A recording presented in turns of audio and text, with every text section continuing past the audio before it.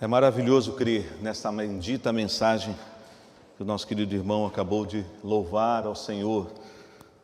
É maravilhoso estar aqui sabendo que o Cristo, nosso bendito Deus, verteu o seu sangue na cruz para nos salvar. Que a graça e a paz do Senhor Jesus sejam com todos nessa noite, irmãos e irmãs aqui na igreja, os irmãos e irmãs que nos acompanham também em seus lares. Dando sequência à exposição às viagens missionárias de Paulo, eu convido os irmãos a que abram a palavra do Senhor no livro de Atos dos Apóstolos, no capítulo 14. A leitura será realizada inicialmente dos versos 1 a 7, mas depois, mesmo que o texto não seja projetado, eu peço que a igreja acompanhe a sequência do capítulo e os irmãos que estão em casa também. Portanto, mantenham suas Bíblias abertas ou ligadas, se a sua Bíblia for na versão digital. Neste texto, Atos capítulo 14, mas nós leremos aqui conforme já está sendo projetado dos versículos 1 ao versículo de número 7. Assim nos diz a palavra de Deus. Em Icônio, Paulo e Barnabé entraram juntos na sinagoga judaica e falaram de tal modo que veio a crer grande multidão, tanto de judeus como de gregos. Mas os judeus incrédulos incitaram e irritaram os ânimos dos gentios contra os irmãos. Entretanto, demoraram-se ali muito tempo, falando ousadamente no Senhor, o qual confirmava a palavra da sua graça, concedendo que por mão deles se fizessem sinais e prodígios. Mas dividiu-se o povo da cidade. Uns eram pelos judeus, outros pelos apóstolos. E como surgisse um tumulto dos gentios e judeus, associados com as suas autoridades, para os ultrajar e apedrejar, sabendo eles, fugiram para Listra e Derbe, cidades da Licaônia e circunvizinhança, onde anunciaram o Evangelho. Amém. Vamos ouvir mais uma vez a palavra de Deus que já foi lida, mas vamos orar agora. Pai, que o Senhor continue falando ao nosso coração, como até aqui o Senhor já falou. Nós sabemos que toda a liturgia do culto, ela já vai preparando o nosso coração para a exposição da Tua palavra. Muito obrigado, Deus, porque o Senhor nos trouxe aqui nessa noite.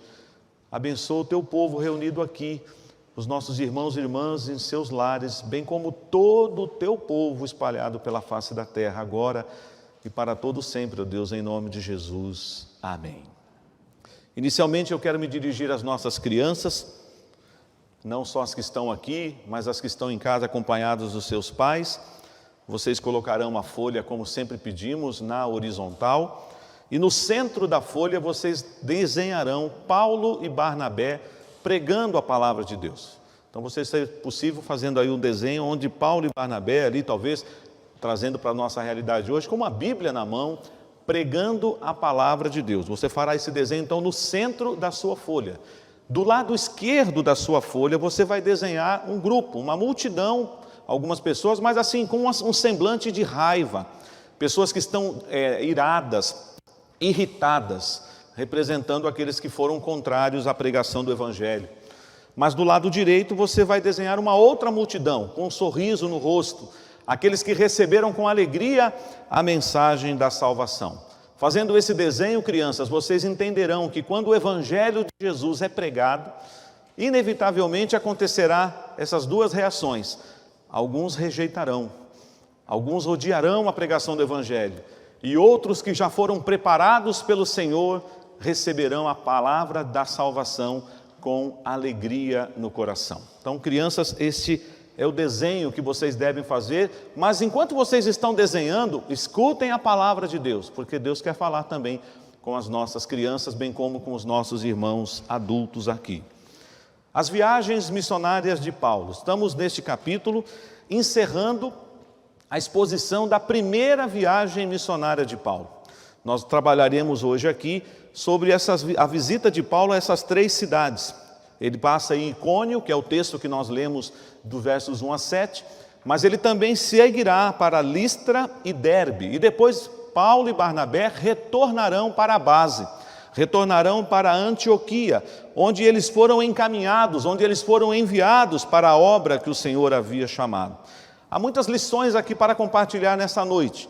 Reconheço que algumas questões que eu trabalharei aqui já foi tratado nas exposições anteriores, mas é importante ressaltá-las mais uma vez. Já é uma característica de Paulo, irmãos, chegar numa cidade quando é possível e ele se dirigir à sinagoga. E não foi diferente aqui em Icônio. Paulo e Barnabé entram juntos numa sinagoga judaica e ali, certamente na hora apropriada, eles começam a pregar.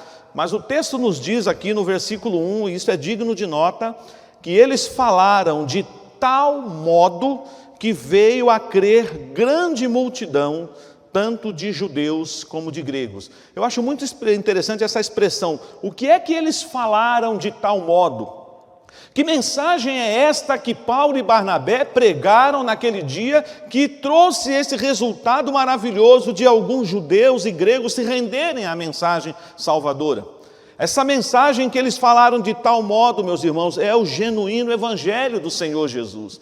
Eu acho tão importante, vocês observarão na sequência do texto, que eles estarão debaixo de muita ameaça, de perseguição, serão apedrejados, no caso de Paulo, mas isso não cerra a voz, não impede que esses homens preguem a palavra de tal modo, com ousadia no coração.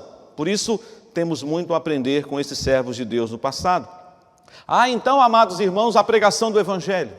Inevitavelmente, o resultado, a colheita, não depende de nós. O Senhor diz mesmo, através do próprio apóstolo Paulo, escrevendo aos Coríntios: eu plantei, Apolo regou, mas o crescimento veio de Deus. Somos instrumentos nas mãos de Deus, somos mensageiros de Deus, mas não está em nosso poder afirmar e assegurar qual será o resultado desta colheita. Mas cremos que a mensagem do Senhor, a genuína semente do Evangelho, cairá em solo fértil e também vai produzir frutos a 100 por 1, como temos na parábola do semeador. Mas o texto também não esconde de nós a oposição. Os judeus, ou melhor dizendo, os judaizantes, os incrédulos, conforme Lucas coloca aqui no verso 2, eles começam a criar um tumulto e a incitar e a irritar os ânimos dos gentios contra aqueles irmãos, contra Paulo e Barnabé. Mas talvez se eu e você estivéssemos ali e percebêssemos um ambiente tão controverso, cheio de oposição, talvez você dissesse assim um para o outro, pensando Paulo e Barnabé falando para o outro: melhor irmos embora. A cidade não está tão receptiva ao Evangelho. Não sei o que pode acontecer na sequência, mas o texto diz que eles não fizeram isso. Mesmo tendo da parte desses judeus incrédulos essa agitação incomodando, eles permaneceram ali muito tempo. Isso também é digno de nota. O verso 3 então diz: entretanto, demorando-se ali muito tempo. E o que é que eles fizeram enquanto eles participavam desse tempo ali? Falando ousadamente no Senhor, o qual confirmava a palavra da sua graça. Irmãos, muitas vezes nós queremos fazer a obra do Senhor e nós queremos coisa rápida, nós queremos resultados imediatos. Nós achamos que fizemos uma vez um trabalho, pronto, basta. Às vezes vai exigir de nós perseverança, constância. Você não vai fazer o trabalho uma única vez e depois não voltará mais. Aliás, uma das estratégias de Paulo, nós veremos isso mais para o final da mensagem nessa noite, que ele mesmo, debaixo de perseguição, debaixo de ameaça, ele vai retornar pelo caminho que ele fez na primeira viagem, fortalecendo a fé dos irmãos, elegendo, escolhendo os presbíteros para as igrejas, mostrando que é necessário de tempo. Por isso ele não tem pressa, eles demoraram ali o tempo que foi necessário para pregar a mensagem de Deus, mesmo que ainda existisse muita oposição. E é muito lindo quando o texto diz que o Senhor ia confirmando a palavra da sua graça, concedendo que por meio dele se fizessem sinais e prodígios. Daqui a pouco vocês entenderão isso. Muitas pessoas acham que no ministério de Paulo, principalmente, não teve situações em que o Senhor usava também sinais e prodígios, mas sempre devendo lembrar que quando Deus operava um milagre através dos apóstolos, ele tinha um objetivo, porque a partir do milagre, da intervenção de Deus na vida de uma pessoa, sempre abria-se uma porta para a pregação do Evangelho. Não era apenas um milagre pelo milagre, mas o Senhor fizera isso também quando Pedro e João estavam entrando ali na Porta Formosa, e vocês verão que o coxo está ali entrando, esmolando, e ali vai se abrir uma oportunidade para que Pedro e João preguem o Evangelho. Isso vai acontecer aqui também na vida de Paulo e Barnabé. Mas o verso 4 diz que o povo se dividiu. A população está dividida. Uns são pelos judeus, outros pelos apóstolos. E aí, meus irmãos, Paulo agora e Barnabé, percebendo a situação, tendo discernimento da parte de Deus, percebe que o tumulto está agitando. Nós podemos criar essa cena na nossa mente. Você pode imaginar então o tumulto na cidade de Icônio. Pessoas começam agora a serem afetadas por esses homens incrédulos, por esses judeus, e associados às suas autoridades, eles agora têm uma intenção no coração: vamos ultrajar esses homens e, se necessário for, apedrejá-los. Nós estamos aqui agora cultuando ao Senhor, de portas abertas, e não estamos sofrendo nenhum tipo de ameaça. Você já agradeceu a Deus por isso? Mas não se engane achando que no Brasil sempre foi assim, porque não foi. Os nossos irmãos do passado, muitos deles sofreram por causa do Evangelho.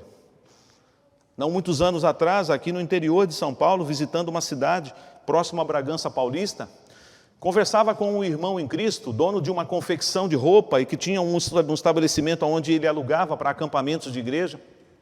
E ele disse: olha, pastor, nós já estamos na década de 90, isso foi na década de 90, no século passado. Mas ainda aqui na cidade funciona assim: quando uma pessoa da cidade se converte ao Evangelho, as portas da cidade se fecham para essa pessoa. Ela não consegue emprego. Se a família for de uma outra religião, ela não é mais convidada para nenhuma festa, para nenhuma recepção. Ela literalmente será excluída do convívio social pelo papel que ela desempenha agora, e será chamada pelas pessoas, conforme ela passava pela cidade, uma cidade pequena: ali vai um herege, ali vai um membro da seita do caminho de Jesus. Eu não estou falando do primeiro século, eu estou falando da década de 90, aqui perto de nós. Nós sabemos, irmãos, que a oposição existe, mas nesse exato momento que nós estamos aqui com as portas abertas, muitas outras igrejas, dentro desse nosso próprio fuso horário, estão em culto, em adoração agora, mas não se esqueçam da igreja perseguida. Há irmãos que, para cultuar a Deus, como nós fizemos aqui, lindamente, entoando hinos e cânticos, não podem cantar a plenos pulmões. Existem igrejas que se reúnem no deserto. Já li um relato de um missionário de uma igreja que eles tinham que, como que dublar. Eles cantavam sem emitir o som da voz, para que as autoridades não os escutassem. Irmãos que se escondiam nas cavernas, irmãos que se reuniam em lugares bem desertos, para ter uma liberdade para entoar e cantar ao Senhor. Irmãos que não têm a palavra de Deus disponível. Tantas versões de Bíblia tem na sua casa. Talvez, se você pegar a sua estante, você vai ficar impressionado. Você tem várias Bíblias. E às vezes esses irmãos tinham uma página da Bíblia, que era compartilhada com os irmãos. Irmãos que neste exato momento estão sofrendo. Não é só no primeiro século. E esses homens estão pregando o Evangelho, vivendo por modo digno do Evangelho. E nós, muitas vezes, com a liberdade que temos, não estamos pregando. Nunca, eu não posso dizer isso, certamente ninguém aqui, mas pode ser que alguém já tenha passado por essa perseguição. É bem verdade, hoje há uma perseguição ideológica, nós somos perseguidos de uma outra forma, mas dessa forma aqui, a ponto de serem apedrejados, eu nunca fui ameaçado assim. Pode ser que eu venha a ser ainda até o final da minha vida. Pode ser que por pregar o Evangelho, de chamar o pecado de pecado e denunciar as coisas do mal, talvez um dia eu seja ameaçado de morte também por ser um pregador do Evangelho. Mas nós não estamos vivendo essa fase hoje.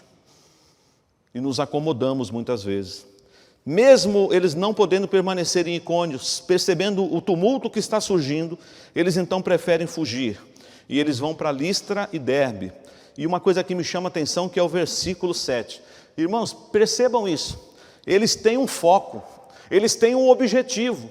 E a igreja do Senhor Jesus, ela precisa ter esse foco, ele está nesse foco, precisa ter essa certeza. Quando eles chegam em Listra e Derbe, o que eles vão fazer? Anunciar o Evangelho. O próprio apóstolo Paulo, escrevendo aos Coríntios, ele diz assim: ai de mim, se não pregar o evangelho. Talvez você diria, eles podiam tirar um tempo ali para descansar, tirar um tempo ali para refazer as energias, afinal de contas, a passagem por Icônio não deve ter sido fácil. Não, eles não têm tempo a perder. Eles não têm tempo a perder, porque a mensagem é urgente. Nós estamos vivos hoje, mas nós não sabemos do amanhã. E nós precisamos então, amados, anunciar a mensagem. E agora em Listra, sim, mesmo que os irmãos não tenham lido inicialmente, mas eu peço que vocês me acompanhem agora a partir do verso 8. Eles chegam ali, e eles não vão para uma sinagoga. O texto não nos informa se dessa vez não havia uma sinagoga ali, mas Listra e Derbe ficava próximo de Icônio. Ao chegarem em Listra, Deus vai dar uma experiência a Paulo e Barnabé interessante. Há um homem ali, aleijado, paralítico desde o seu nascimento, nunca andou. E aí esse homem, estando ali diante de Paulo e Barnabé, ouviu falar Paulo. Certamente o que ele ouviu primeiro então foi o quê? A pregação do evangelho, o anúncio da mensagem salvadora. E Paulo, olhando para ele, fixando neles os olhos, viu que havia fé naquele homem para ser curado. E o verso 10 nos diz que em alta voz, Paulo declara: apruma-te direito sobre os teus pés. E ele saltou e andava. Isso para mim é algo maravilhoso, irmãos. Um homem que nunca andou. Ele não engatinhou como um bebê quando está perto de aprender a andar. Ele não deu os primeiros passos correndo de um lado para o outro na casa. Ele nunca andou. Mas no dia em que, pela palavra de Deus, em nome do Senhor Jesus, Paulo declarou que ele deveria ficar em pé, ele não só ficou em pé, ele saltou e andou. E isso, meus irmãos, trouxe naquela cidade uma reviravolta, porque agora Paulo e Barnabé, que eram homens preparados, mas eles não tinham todas as informações do lugar que eles se encontravam, e ali os moradores de Listra, vendo aquele milagre, atribuíram que os deuses gregos estavam ali. E eles vão então atribuir a Paulo e a Barnabé divindades de Mercúrio e Júpiter. Eles acham que então Barnabé é o Júpiter e que Paulo é o Mercúrio, porque é o orador, é o que fala. E eles então querendo agora chamar os sacerdotes para promover um sacrifício em nome de Júpiter e Mercúrio. E quando Paulo e Barnabé percebem o que está acontecendo, porque eles não falavam um idioma que Paulo e Barnabé entendiam, eles falavam a linguagem licaônica. Quando Paulo e Barnabé teve o discernimento de Deus, o que eles estão fazendo? Eles vão prestar um culto para nós, eles vão sacrificar animais para nós, diz a palavra de Deus. Olha só, meus irmãos, isso é muito importante, verso 14. Porém, ouvindo isso, os apóstolos Barnabé e Paulo, rasgando as suas vestes, saltaram para o meio da multidão, clamando: Senhores, por que fazeis isto? Nós também somos homens como vós, sujeitos aos mesmos sentimentos, e vos anunciamos o evangelho para que dessas coisas vãs vos convertais ao Deus vivo, que fez o céu, a terra, o mar e tudo o que há neles, o qual nas gerações passadas permitiu que todos os povos andassem nos seus próprios caminhos, contudo não se deixou ficar sem testemunho de si mesmo, fazendo o bem, dando-vos do céu chuvas e estações frutíferas, enchendo o vosso coração de fartura e de alegria. Vejam agora, meus irmãos, eu quero aqui abrir um parênteses rapidamente, porque lá no comecinho do verso 14, Barnabé também é chamado de apóstolo. E aí talvez você diga: peraí, pastor, que eu saiba, até questionam sempre o apostolado de Paulo, mas Barnabé foi chamado de apóstolo. Meus irmãos, não é o apóstolo aqui como os escolhidos e enviados por Jesus, os que estiveram com Jesus, mas na ideia do apostolado aqui, e que eles consideram então Barnabé como um apóstolo, é aqueles que foram enviados da igreja para a obra missionária. Mas nós sabemos que Paulo, sim, nascido fora de tempo, é o apóstolo, e ele está sempre sendo acusado de que ele é um falso apóstolo, e é por isso então que você encontra esta expressão aqui, chamando também Barnabé de apóstolo. Barnabé, a Bíblia nos mostra em outros textos que ele era um discípulo do Senhor Jesus, ele não está no colégio apostólico, mas aqui o texto faz questão de colocar assim. Lucas faz esse registro por causa da missão desses dois homens que foram enviados a partir da igreja de Antioquia. Mas uma questão aqui importante nesse texto, irmãos: Quando Paulo prega na sinagoga e ele está com um auditório constituído principalmente de judeus, o sermão dele é o mesmo que ele vai pregar agora, porém a forma como ele aplica o sermão, como ele contextualiza o sermão, lá ele faz um sermão estritamente judaico, utilizando o Antigo Testamento. Aqui ele percebe que ele precisa trabalhar outros elementos na pregação do Evangelho, e ele apresenta então o Deus Criador, um Deus que criou todas as coisas, um Deus que é maior do que Mercúrio, um Deus que é maior do que Júpiter. O Senhor vai usar Paulo também lá no Areópago, em Atenas, de uma mesma forma, usando mesmos objetos de culto da religiosidade dele. Então nós já falamos isso aqui, mas vale a pena ressaltar. Peça sabedoria a Deus quando você for pregar o Evangelho. Analise o contexto que você está pregando. Se você está conversando com alguém de um outro segmento religioso, se você está evangelizando uma pessoa que está assim, com o coração cheio do secularismo desta vida, uma pessoa que se declara ateu, você precisa saber como você vai apresentar Cristo a esta pessoa. Você não negocia a mensagem, você não negocia o Evangelho é inegociável, mas você pode trabalhar a abordagem, a maneira como você vai se dirigir. E aqui nós vemos Paulo tendo um outro cuidado, mas uma coisa que me chama a atenção é que eles estão focados na missão e eles sabem que eles são apenas servos. Por pouco queriam fazer deles deuses, atribuindo que eles fossem deuses por causa de uma lenda, que de tempos em tempos os deuses visitavam a cidade, que um casal dessa cidade de Listra tinha recebido Júpiter e Mercúrio na sua casa. Então eles pensaram, eles voltaram. Temos que trazer oferendas para eles, temos que trazer sacrifícios para eles, mas mais do que nunca, Paulo e Barnabé rasgam as suas vestes, saltaram para o meio da multidão e diz: que é isso que vocês estão fazendo? Nós somos homens como vocês, sujeitos aos mesmos sentimentos, mas o que nós viemos fazer aqui foi anunciar o Evangelho. Não viemos aqui só para fazer curas e milagres. Isso aconteceu em decorrência da pregação do Evangelho. E nós, meus irmãos, precisamos dessa sabedoria, desse discernimento, dessa coragem. O verso 18, Lucas chega a dizer para nós: dizendo isto, foi ainda com dificuldade que impediram as multidões de lhe oferecerem sacrifício. A multidão estava tão assim, tomada pela situação. Aquele homem agora anda, um homem que nunca andou, que era aleijado, paralítico de nascença. Eles então pensam: não, os deuses desceram aqui, os deuses estão entre nós, eles querem sacrificar. Mas Paulo e Barnabé incisivamente dizem: não façam isso, nós não viemos aqui para isso. Guardadas as devidas proporções, nós estamos vivendo numa época em que às vezes o pregador está sendo, parece, mas não se iludam, isso eu falo em primeiro lugar a minha própria pessoa mesmo. Não se iluda, pregador, você não é a pessoa mais importante, e nunca pode ser. A mensagem é muito mais importante do que o mensageiro. Quando o mensageiro está mais em evidência do que a mensagem, tem alguma coisa errada.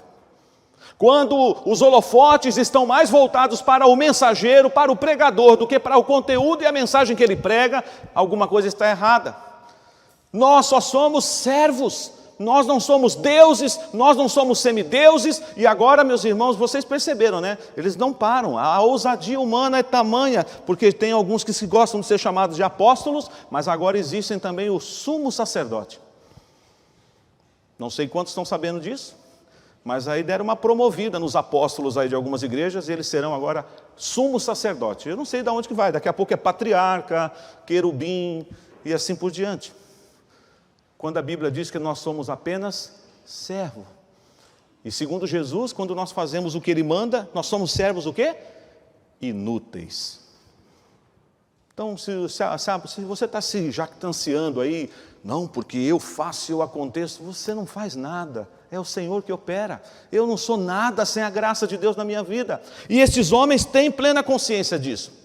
Por isso que eles pregam o Evangelho. Por isso que eles foram tão ousados em interromper aquela festa que eles queriam fazer pensando que eles eram deuses. Não, não façam isso, nós não viemos aqui para isso. Viemos para anunciar o Evangelho, para que vocês se convertam dessas coisas, desta idolatria. Mas aí, meus irmãos, vocês pensam que a luta vai terminar? Os judeus vieram lá de Antioquia da Pisídia, juntaram-se com os judeus de Icônio. A turba foi aumentando, a multidão foi aumentando, sabe a turma do barulho, a turma da confusão, e eles chegam ali em Listra. E agora, meus irmãos, quando eles estão em Listra, eles vão causar um mal muito grande, sobretudo para o apóstolo Paulo.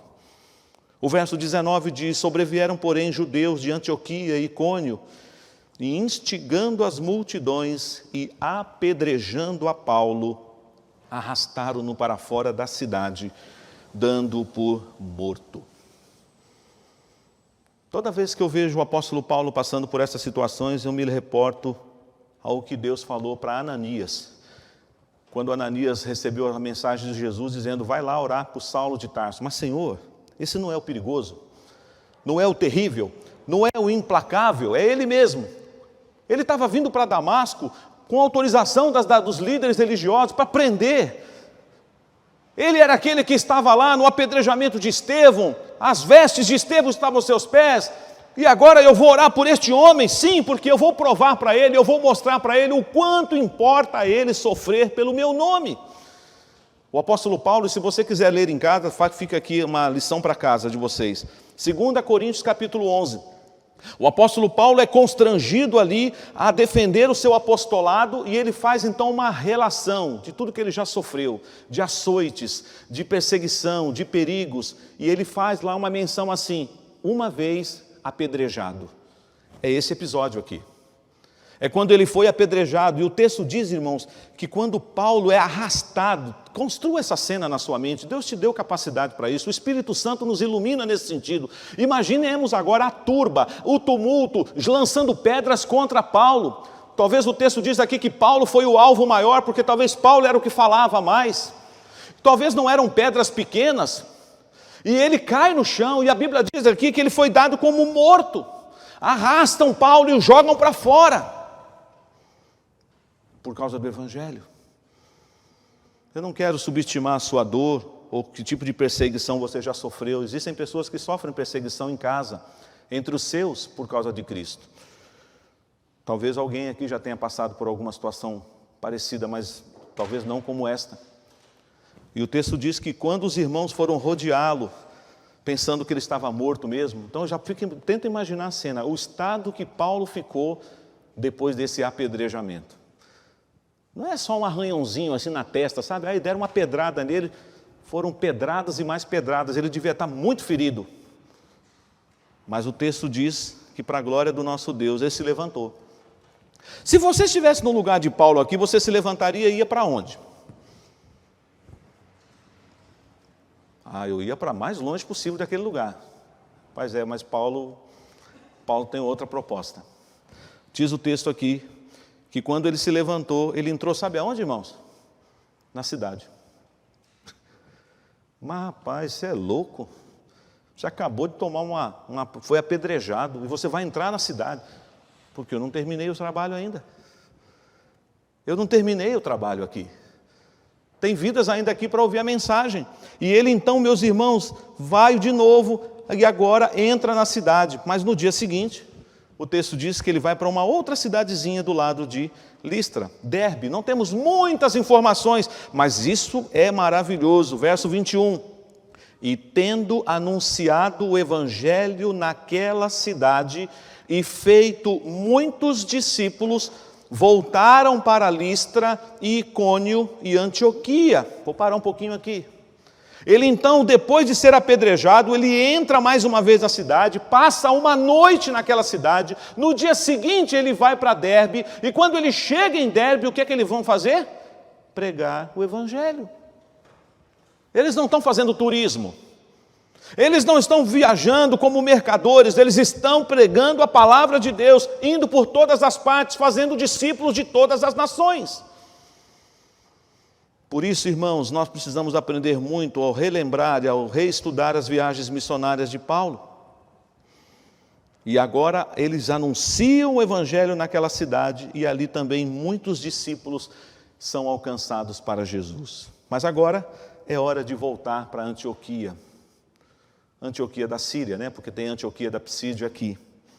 Onde eles foram separados, onde o Espírito Santo diz: separai-me agora Saulo e Barnabé para a obra que os tenho chamado.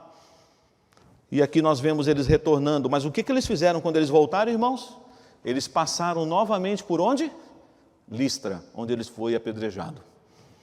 Ele passou novamente em Icônio, onde a cidade se dividiu. Ele passou por Antioquia, onde grande oposição se levantou, falou, não estou entendendo, por que você não fez outro caminho?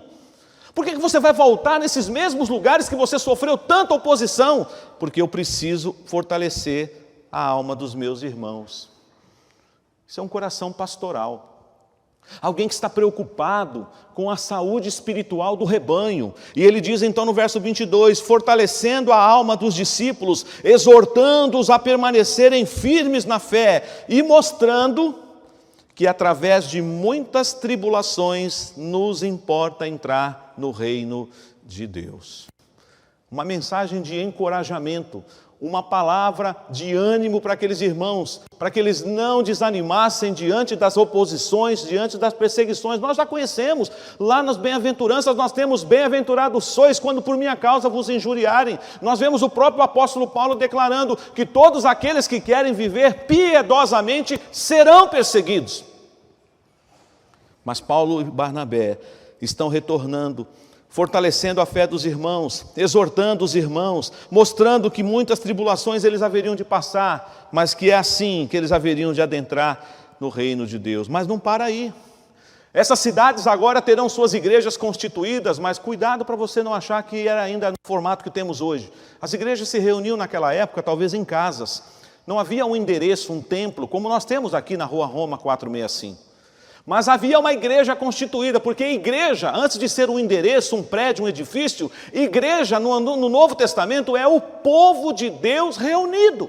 E havia necessidade então de ordem, de discipulado, de pastoreio, e é por isso que o verso 23 diz, e promovendo-los em cada igreja a eleição de presbíteros. Olha, meus queridos presbíteros, hoje é o dia do presbítero na Igreja Presbiteriana do Brasil. Esse é um texto importante, meus queridos presbíteros, porque aqui está dizendo que vocês foram constituídos por Deus para pastorear a igreja, juntamente com os presbíteros docentes.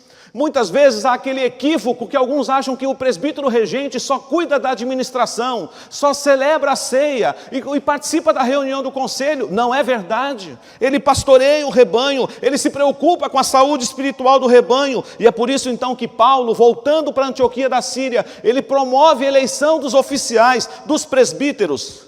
Ora com eles, com jejuns, e os encomendam ao Senhor. A igreja está sendo fortalecida. E agora, então, ele retorna para Antioquia, já caminhando para o fim. Olha só o versículo 27. Às vezes nós já passamos por essa experiência. Recentemente o reverendo Henrique chegou de Moçambique. É claro que o nosso querido irmão veio até num primeiro momento por uma situação triste. A morte, a perda do seu pai. Mas aprove ao Senhor também que sua família voltasse ao Brasil e que aqui a Gisele ganhasse o Atos. Estão se preparando, na hora certa voltarão para o campo missionário. Mas normalmente quando um missionário volta à sua base, volta para a igreja que o enviou, ele presta relatórios, ele conta as experiências, e a igreja se alegra, a igreja chora, a igreja ora. Eu fico imaginando quando Paulo e Barnabé chegaram em Antioquia, a igreja missionária. Quando Paulo e Barnabé, chegando ali, conforme diz o verso 27, ali chegados, reunida a igreja, relataram quantas coisas fizera Deus com eles e como abrira aos gentios a porta da fé, e permaneceram não pouco tempo com os discípulos, porque em breve a segunda viagem missionária está às portas. Meus irmãos, eles tinham um objetivo, porque eles foram comissionados para isso. Pregar o Evangelho. Não há tempo a perder, mesmo debaixo de oposição, mesmo debaixo de contenda, mesmo com perseguição, mesmo correndo perigo da própria integridade física, como aconteceu com Paulo, eles conseguiram, para a honra e glória do nosso Deus, completar a primeira viagem missionária. E nós, e eu, e você, que não estamos debaixo de tamanha perseguição como esses irmãos sofreram no passado, que não moramos em países onde agora, neste momento, pode ter um irmão nosso em Cristo sendo sacrificado por causa do nome de Jesus, ou você acha que eu estou exagerando? Se você pegar o site da Missões Portas Abertas, você vai verificar a estatística que nós temos lá, de países onde as pessoas são martirizadas, são mortas ainda hoje.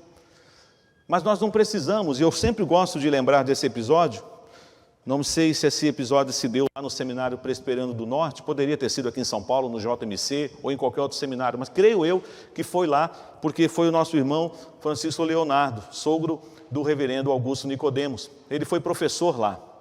E um aluno, um seminarista, conversando com ele no intervalo entre aulas, dizia a ele: reverendo, eu tenho orado para Deus mandar perseguição para a igreja no Brasil. E aí o reverendo Leonardo falou assim: mas por que, meu filho? Para ver se a igreja acorda, pastor. A igreja está muito apática, a igreja está muito desanimada, ninguém faz nada. Se vier uma perseguição, quem sabe os verdadeiros discípulos se manifestam.